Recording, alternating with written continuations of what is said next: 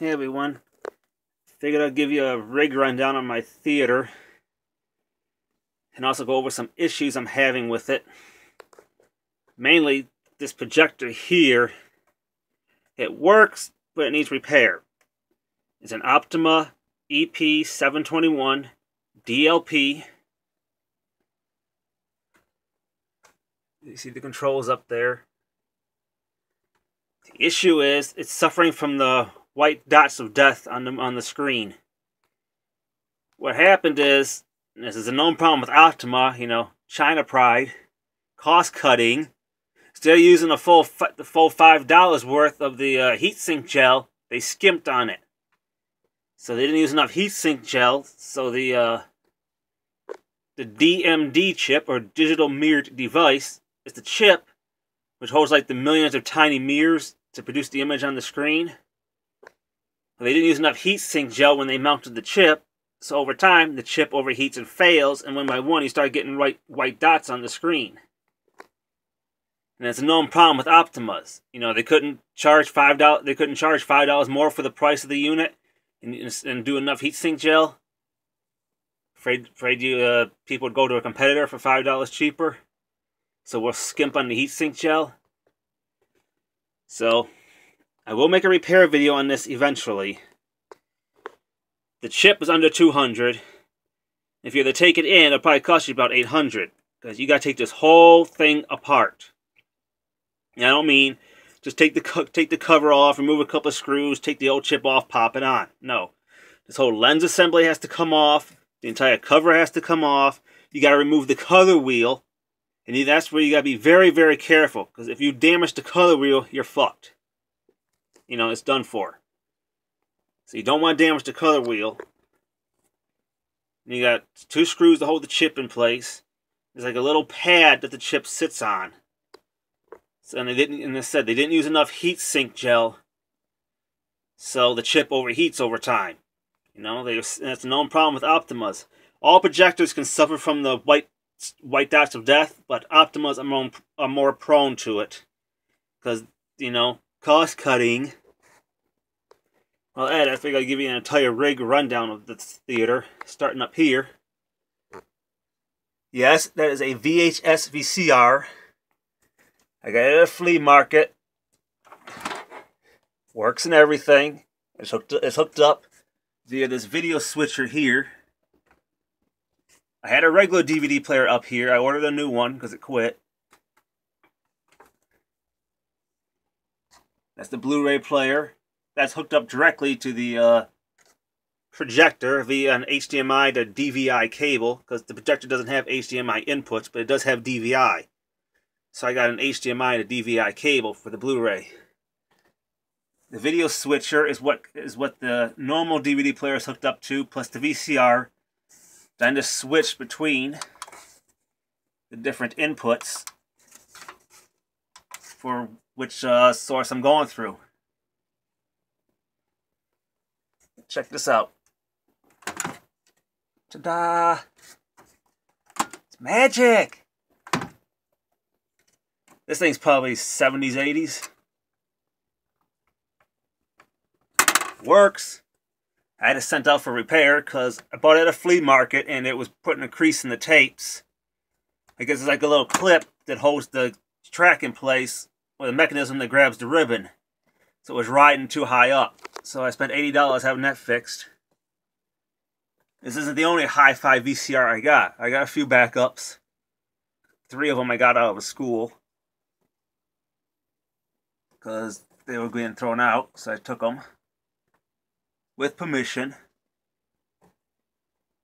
So this is the projector. That is a ceiling mount, projector mount. I just mounted it upside down. All the different remotes. I'll fire the projector up in a moment. You can see the white dots. Surge protector. Dedicated 15 amp circuit. I installed it myself. Armored cable runs there. Runs up into the panel.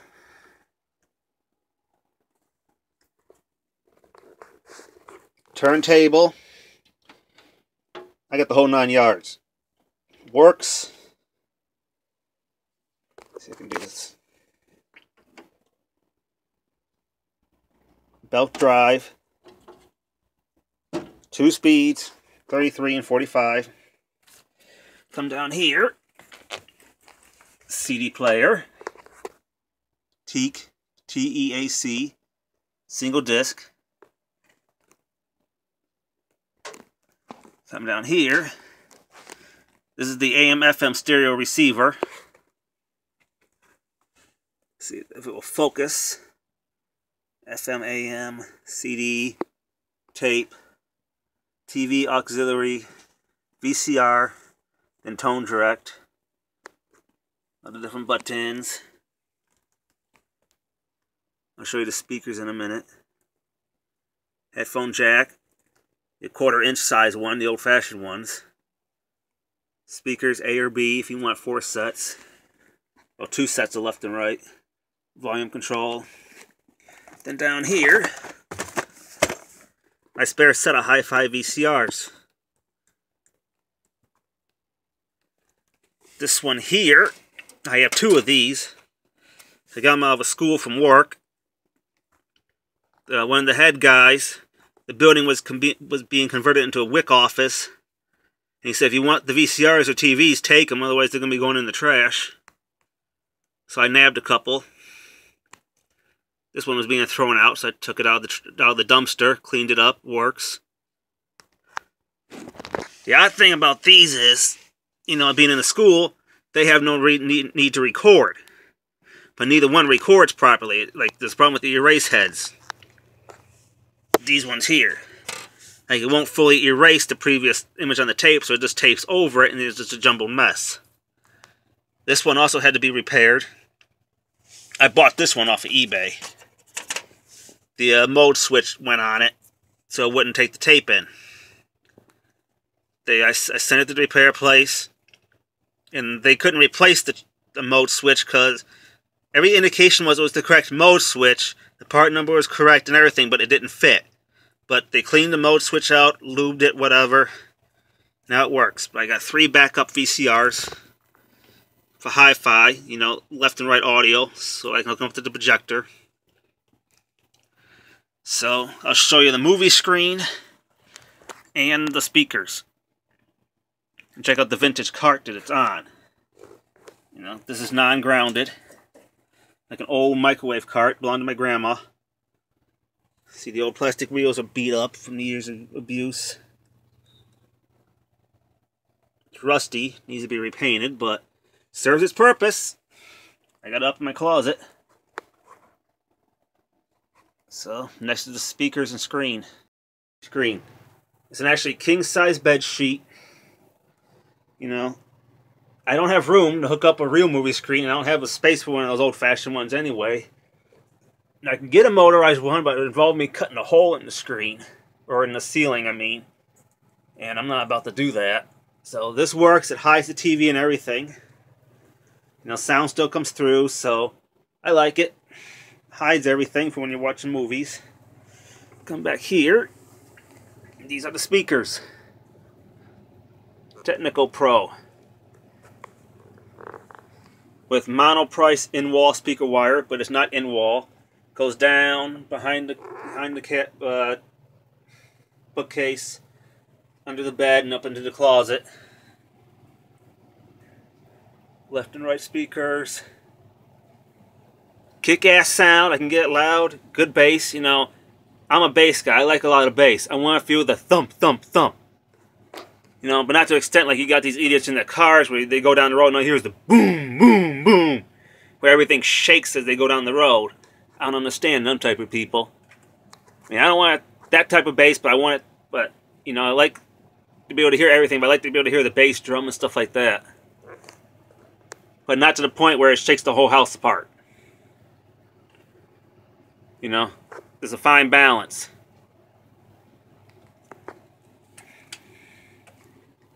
Chinapride window air conditioner. I used to have them in that window, but because that window's in direct sunlight, sunrise to sunset, they kept killing these units. They kept overheating and failing. So now I relocated it to this window, and we'll see if this one lasts more than a couple years. So that's really it. next video I'll have to make a video on the repair of the projector whenever I get around to it. But I have another projector ordered whenever it arrives, because, you know, it's coming via FedEx Smart Post. So FedEx will deliver it to Michigan, but then they'll hand it off to the post office for final delivery. And the post office will like squat on it for a freaking week before I get it. So I've had that happen where they'll be passed on to the post office and they sit on it for a week because they're in no hurry to deliver it. Like, well, we didn't pick it up in the first place, so we're going to take our time delivering it. Anyway, like I said, let's go ahead and turn the projector on. You can see the white dots. Well, let me turn the Blu-ray player on, so at least there's something on the screen.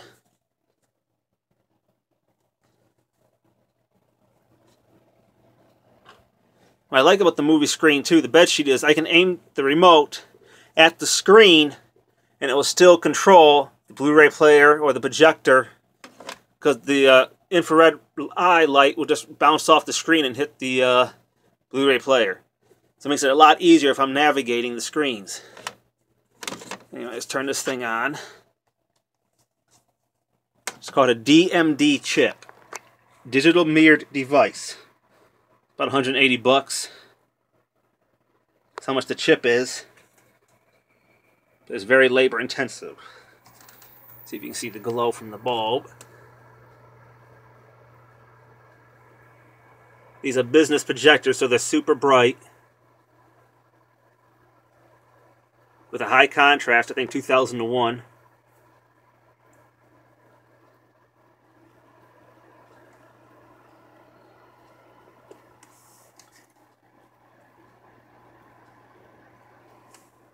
Let me go turn the lights off in the room so you can better see the screen. Okay, as you can see now, you can see all the white specks on the screen. Like here. All these little white spots that look like holes. That's the result of the faulty chip. It started with one dot and now it's ballooned. It's probably like, what, 20 up on here? Especially this one's like right here. That is the result of the chip. That's not a faulty cable.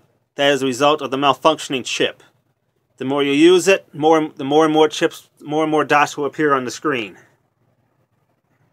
It's because they didn't use enough heatsink gel, so the chip is failing. All digital projectors can suffer from this, from the white dot syndrome, but optomas are more prone to it because they didn't use enough heatsink gel.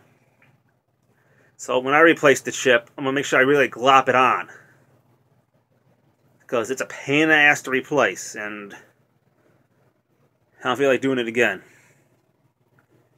I got another projector on the way, so whenever it arrives,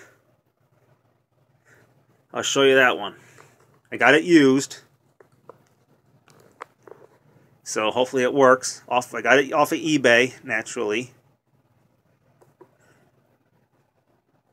So, that's really it. Kind of a long video, but somewhat in-depth. So, that's really it. Thanks for watching.